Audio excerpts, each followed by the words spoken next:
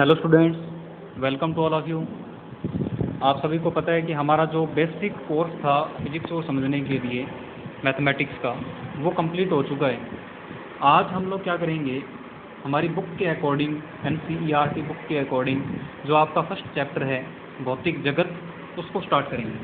ठीक है। तो आज का जो हमारा चैप्टर है वो चैप्टर है भौतिक जगत।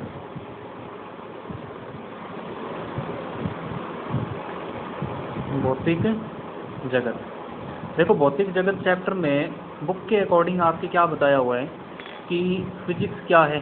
सबसे पहले आपको ये बता रखा है चैप्टर में, क्या चीज़ बता रखा है कि फिजिक्स क्या है। उसके बाद इस चैप्टर में आपको बताया हुआ है कि फिजिक्स के कितने प्रकार हैं, फिजिक्स के कितने प्रकार हैं।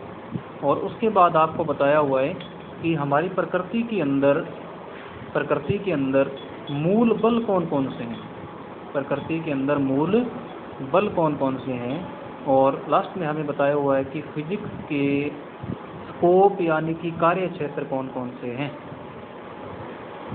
फिजिक्स के स्कोप यानी कि कार्य क्षेत्र, फिजिक्स को पढ़ के हम लोग क्या क्या कर सकते हैं, वो चीज़ें इस चैप्टर में पूरी तरह से बताई हुई हैं। तो फिजिक्स क्या है, इस टॉपिक के बारे में अपन लोग अपने बेसिक में पढ़ चुके हैं कि यदि हमारे पास अपने चारों ओर हम देखें तो प्रकृति हमारी कुछ ना कुछ प्राकृतिक नियमों के आधार पर ही तो चल रही है ना। तो उन प्राकृतिक नियमों की गणितीय व्याख्या कर देना, उन प्राकृतिक के नियमों को गणितीय रूप से समझा देना, प्रकट कर देना, वही क्या कहलाता है, हमारा फिजिक्स कहलाता है। सिंपल सी बात है। ठीक है। तो आज की वीडियो में हम लोग फिजिक्स की डेफिनेशन को ना देखकर केवल फिजिक्स के प्रकार से स्टार्ट करने वाले हैं कि फिजिक्स कौन कौन से प्रकार की होती है। ठीक है। तो देखो मैं स्लाइड चेंज करता हूँ।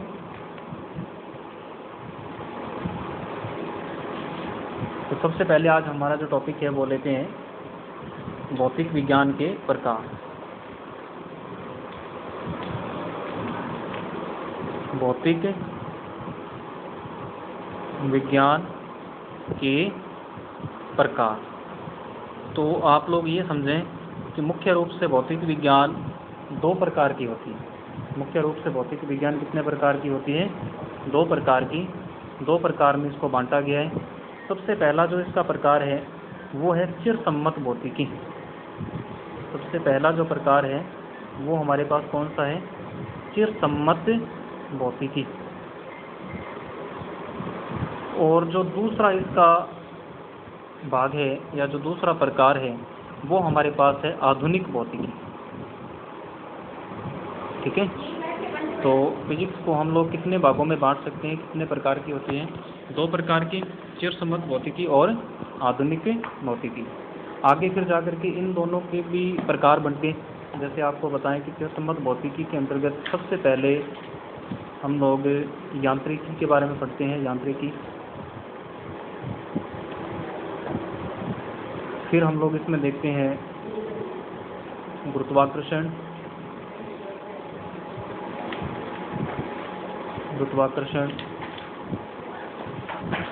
3 नंबर पर जो इसमें देखते हैं हम लोग मुख्य रूप से प्रकाशिकी।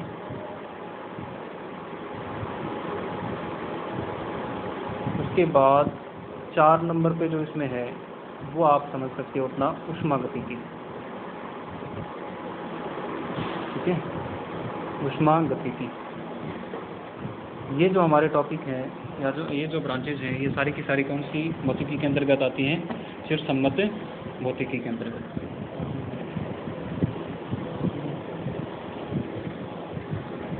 अब हम देखते हैं सेकंड नंबर। सेकंड नंबर हमारा कौन सा था, आधुनिक भौतिकी। आधुनिक भौतिकी के अंतर्गत आगे जा करके सबसे पहले इसमें है क्वांटम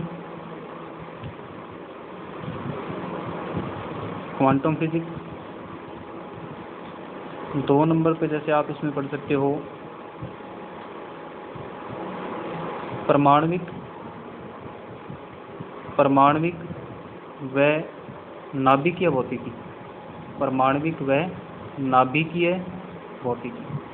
और इसी प्रकार से आगे जा करके आइंस्टीन की सापेक्षिकता की जो थ्योरी है, कौन सी थ्योरी, सापेक्षिकता की थ्योरी, वो भी किसके अंतर्गत आ जाती है, आधुनिक भौतिकी के अंतर्गत आ जाती है। ठीक है, तो सबसे पहले आपको ये समझना है कि भौतिक विज्ञान कितने प्रकार की है।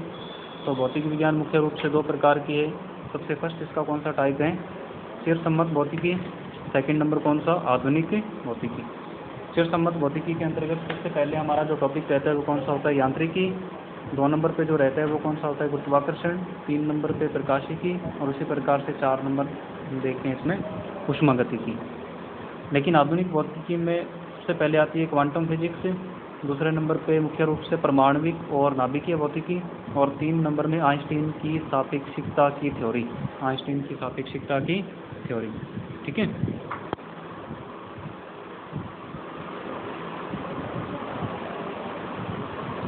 उसके बाद देखो हम लोग अपना जो इसमें चैप्टर में हमारा मेन टॉपिक है वो एक ही है, और वो मेन टॉपिक हमारा ये है कि प्रकृति के अंतर्गत कौन से प्रकार के जो बल हैं वो मूल बल हैं और वो कितने हैं, उनके बारे में इस चैप्टर में कम्प्लीटली डिस्क्राइब किया हुआ है।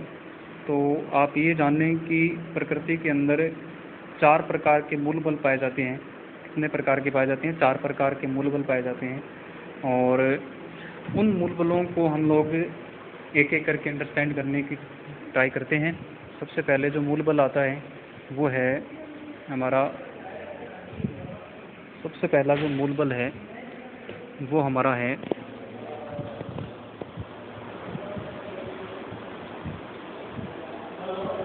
देखिए प्रकृति में मूल बल, प्रकृति में मूल बल। पहले मैं चारों के नाम बता देता हूँ कौन कौन से हैं 4 प्रकार इसमें। सबसे पहला जो इसमें प्रकृति का मूल बल है वो हमारे पास आता है गुरुत्वाकर्षण बल। कौन सा बल आता है सबसे पहले, गुरुत्वाकर्षण बल, गुरुत्वाकर्षण बल। दूसरे नंबर पे जो हमारा मूल बल है वो है विद्युत चुंबकीय बल। कौन सा बल है, विद्युत चुंबकीय बल। 3 नंबर पे जो बल आता है हमारा वो होता है प्रबल नाभिकीय बल, प्रबल नाभिकीय, प्रबल नाभिकीय बल। और 4 नंबर पे जो आता है हमारा वो होता है दुर्बल नाभिकीय बल, दुर्बल नाभिकीय बल। तो देखें क्या बताया मैंने आपको बताया कि प्रकृति के अंदर मूल बल पाए जाते हैं, और वो मूल बल कितने होते हैं हमारे पास, 4 होते हैं। मूल बल हमारे पास कितने होते हैं, 4 होते हैं। और सबसे पहला मूल बल हमारे पास कौन सा है, गुरुत्वाकर्षण बल। सेकंड नंबर मूल बल कौन सा है, विद्युत चुंबकीय बल। 3 नंबर मूल बल कौन सा है, प्रबल नाभिकीय बल। और 4 नंबर हमारे पास मूल बल कौन सा है, दुर्बल नाभिकीय बल।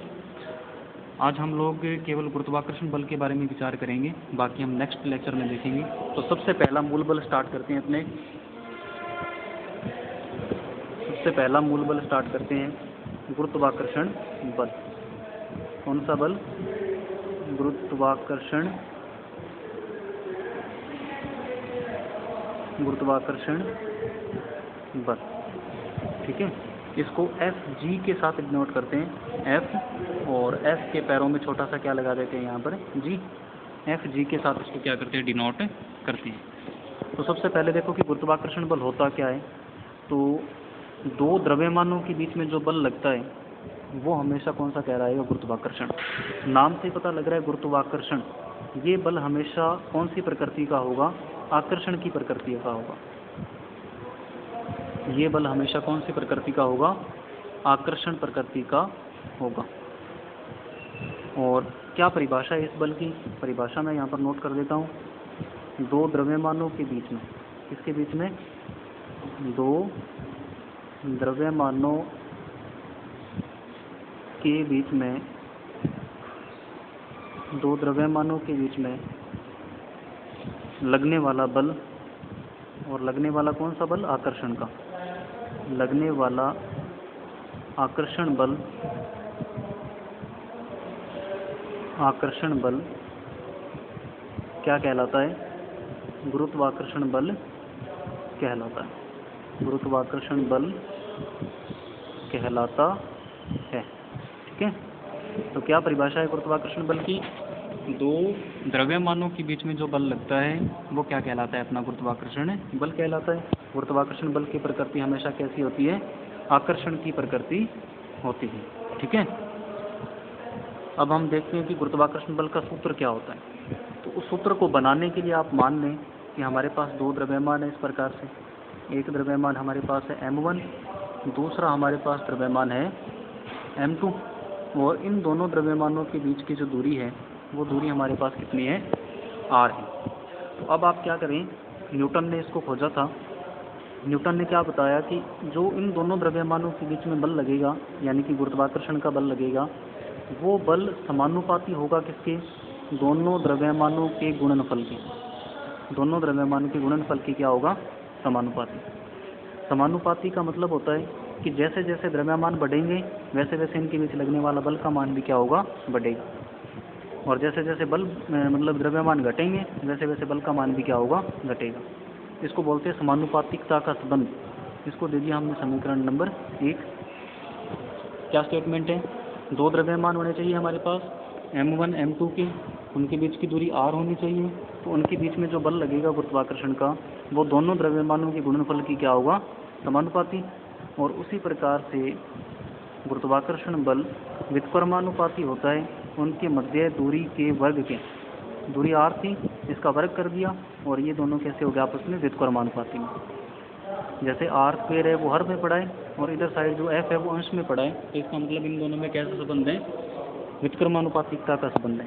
व्युत्क्रमानुपाती में आपको ये मिलता है कि जैसे जैसे आप r का मान बढ़ाओगे, r का मान बढ़ाओगे तो व्युत्क्रम होगा f के साथ, मतलब f का मान क्या होगा? घटेगा। और यदि r आप कम करोगे तो f का मान क्या होगा? बढ़ेगा। ठीक है बात है। अब क्या करो, आप इन दोनों समीकरणों को मिला लें। जब दोनों समीकरणों को मिलाओगे तो मिला के इनको एक समीकरण के रूप में क्या कर सकते हो? आप लिख सकते हो। देखो कैसे।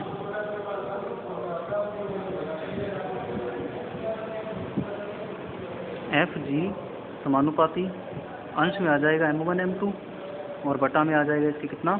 r²। अब आपको पता है कि जब जब आप समानुपातिकता का निशान हटा के बराबर का निशान लेके आओगे तो वहाँ पर एक नियतांक लगता होता है। जैसे ओम का नियम पढ़ा था 10वीं क्लास में, v समानुपाती होता है I। जब आप बराबर का निशान हटाते हो तो लगा देते हो r, समानुपातिकता का नियतांक, जिसको हम लोगों ने प्रतिरोध कहा था। इसमें जो समानुपातिक नियतांक आता है वो हमारे पास आता है कैपिटल G और साथ में पड़ा हुआ m1 m2 बटा में r²। ठीक है, तो ये जो फॉर्मूला बना हमारे पास है Fg बराबर G m1 m2 बटा में r²। इस बल की सहायता से हम दो द्रव्यमानों के बीच लगने वाले गुरुत्वाकर्षण बल की वैल्यू को क्या कर सकते हैं? फाइंड कर सकते हैं। यहाँ G क्या चीज़ है? यहाँ G क्या है? गुरुत्वाकर्षण नियतांक है। कौन सा नियतांक है? गुरुत्वाकर्षण नियतांक। यहाँ G गुरुत्वाकर्षण नियतांक है। ओके, और G का फिक्स मान होता है। कितना मान होता है G का? G बराबर होता है 6.67 गुणा 10 की घात -11 और न्यूटन मीटर स्क्वायर प्रति किलोग्राम स्क्वायर। ये इसका मात्रक होता है, इसकी इकाई होती है। जैसे आप लोगों ने छोटी क्लास में पढ़ा था कि द्रव्यमान की क्या इकाई होती है? द्रव्यमान को किसके अंदर मापते हो? किलोग्राम के अंदर मापते हो। उसी प्रकार से G को किसके अंदर मापते हो आप? G को मापने की इकाई होती है न्यूटन मीटर स्क्वायर प्रति किलोग्राम स्क्वायर। और ये कैसे आ गई? ये हमें चैप्टर नंबर 2 में पता लग जाएगा। 2 नंबर चैप्टर हमारा इन्हीं का ही है, मात्रक का और विमाओं का। ठीक है, वैसे थोड़ा सा मैं आपको बता देता हूँ ये कैसे आ गया। देखो G का मात्रक लिखा है, तो पहले आप यहाँ से G का मान निकाल लें। यहाँ से जब G का मान निकालोगे तो वो किसके बराबर आएगा आपके पास? G बराबर आएगा Fg मल्टीप्लाई में r² और बटा में आ जाएंगे इसके कौन? m1 और m2। अब आप देख लें, हमें G का मात्रक निकालना है। G के सूत्र में देखो पहले F बल है, बल का मात्रक आपको पता है क्या होता है? न्यूटन।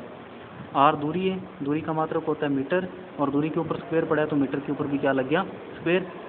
बटा में देखो m1 क्या था? द्रव्यमान, मतलब किलोग्राम में, m2 भी द्रव्यमान मतलब किलोग्राम में, तो किलोग्राम की पावर कितनी बन गई हमारे पास 2, और ये हमारे बना दिया मात्रक। ठीक है, तो गुरुत्वाकर्षण बल क्या होता है? गुरुत्वाकर्षण बल क्या होता है? गुरुत्वाकर्षण बल होता है दो द्रव्यमानों के बीच में लगने वाला आकर्षण बल। गुरुत्वाकर्षण बल कहलाता है हमेशा कौन सी प्रकृति का होगा? आकर्षण का। अब गुरुत्वाकर्षण बल का सूत्र किसने फाइंड किया? इसका सूत्र फाइंड किया न्यूटन ने। उसने बताया कि यदि हमारे पास दो द्रव्यमान है m1 m2 और वो एक दूसरे से कितनी दूरी पर पड़े हुए हैं? r दूरी पर पड़े हुए हैं, तो उनके बीच में जो गुरुत्वाकर्षण बल लगेगा वो दोनों द्रव्यमानों के गुणनफल के समानुपाती, उनके बीच की दूरी के वर्ग के व्युत्क्रमानुपाती होगा। इन दोनों समीकरणों को आपस में मिला के हम लोगों ने फॉर्मूला बना लिया g m1 m2 बटा में r²। g है वो है गुरुत्वाकर्षण नियतांक, इसका आंकिक मान कितना होता है हमारे पास 6.67 × 10⁻⁻11, और मात्रक इसका कैसे निकाला वो भी बता दिया। और मात्रक होता क्या है? न्यूटन मीटर स्क्वायर प्रति किलोग्राम स्क्वायर। ठीक है बात है। अब ये वाला जो बल होता है, इस बल की जो मतलब परास है वो बहुत ज़्यादा अधिक होती है। इस बल की जो परास है वो बहुत अधिक होती है। परास का मतलब क्या होता है? जैसे यदि मेरे पास दो द्रव्यमान है m1 और m2, और यदि ये बहुत ही ज़्यादा दूरी पर पड़े हैं, तब भी इनकी दोनों के बीच में कौन सा बल लग जाएगा हमारे पास है? गुरुत्वाकर्षण बल लग जाएगा। मतलब इसकी जो परास है वो परास इसकी क्या होती है? अत्यधिक होती है, सबसे ज़्यादा परास होती है इसकी। जो मूल बल है हमारे पास, उन मूल बलों में से सबसे ज़्यादा परास किसकी होती है हमारे पास है? गुरुत्वाकर्षण बल की होती है। मतलब ये ज़्यादा दूरी तक क्या करता है? मार करता है। ठीक है भाई, बाकी 3 बल हैं वो अपने नेक्स्ट वीडियो लेक्चर में देखेंगे। तब तक के लिए नमस्कार।